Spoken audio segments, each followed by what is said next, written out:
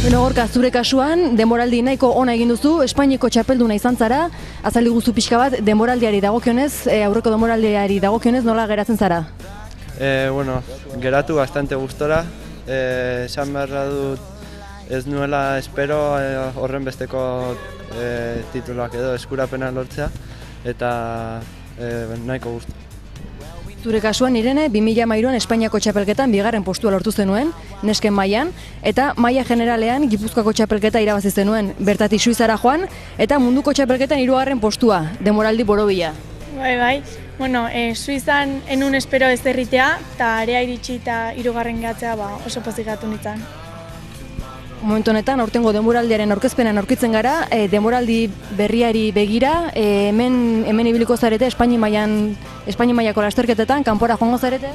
Bueno, aurreko urtean bezalaxe, Gipuzkoako eta Euskadiko txapelketak burutu nahi ditugu, eta gero beste alde batetik Espainikoa eta munduko kopak egitea espero dugu.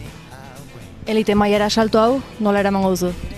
Bueno, aurten neskatan elite mailan txikina naiz eta ikastea joango naiz. Gogorra ikusten duzu? Oso.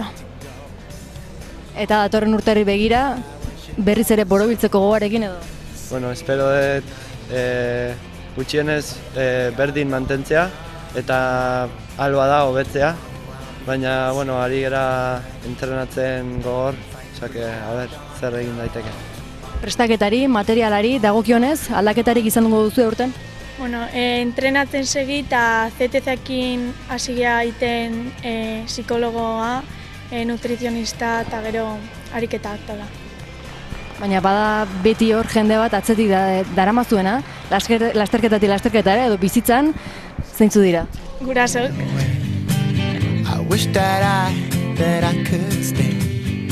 Girl, you know I got to go. Lord, I wish it wasn't so.